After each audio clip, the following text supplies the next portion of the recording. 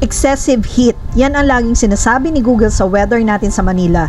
And this is not over yet. Hanggang end of May pa ito. Mas matindi ang nararamdamang init sa Manila areas because of the urban heat island effect, kung saan mas maraming buildings and concrete na nagtatrap at nagre-reflect ng init and wala pang vegetation and green spaces. Hindi lang taong nagsasuffer sa init ng panahon ngayon, pati rin ang ating mga alagang aso at pusa sa bahay na posibleng magka-heat stroke dahil sa tindi ng init. Ang heat stroke is life-threatening condition sa pusa na nangyayari kapag masyadong mataas ang kanilang temperature due to prolonged exposure sa init at hindi enough yung ventilation or yung daloy ng hangin. Kapag tumaas ang body temperature ng pusa around 100.4 to 102.5 degrees Fahrenheit or 38 to 39 degrees Celsius, pwede itong mag-lead to heat stroke. Symptoms ng heat stroke sa pusa.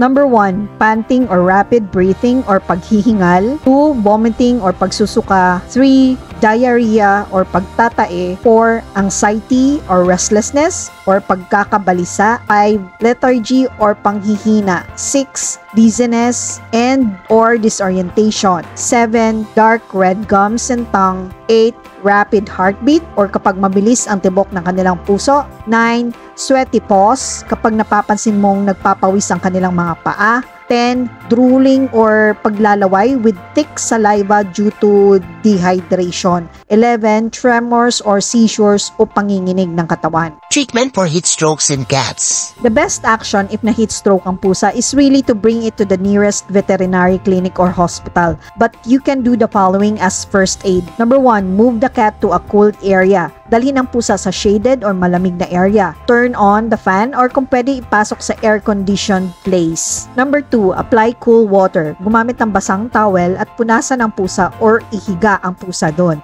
Change the towel when it becomes warm. Please do not use ice-cold water dahil pwedeng mag-cause ng shock. And please do not wrap your cat in the towel as this may trap heat. Number 3, offer cool water to drink. After applying first aid, it is still recommended na dalhin ang pusa sa veterinarian for an examination. Your vet may need to run lab tests to check for damage to the internal organs and cells in the body. How to prevent heat stroke in cats. Number 1, keep cats indoors. Keep cats in air-conditioned or well-ventilated areas. Dito sa bahay, gumagamit kami ng DIY air cooler during the day. Naglalagay ako ng ice pack sa loob at pinapalitan ko to every 2 to 3 hours. Number 2, provide fresh water. Ensure your cat always has access to clean water. Always remember na ayaw ng pusa ng stagnant water. Cats prefer fresh and flowing water. Kaya ensure na pinapalitan nyo ang tubig sa bowl nila or mas maganda, consider investing in water fountain. Number 3, limit activity in hot weather. Reduce playtime and exercise when it's hot. Number 4, use cooling pads or mats.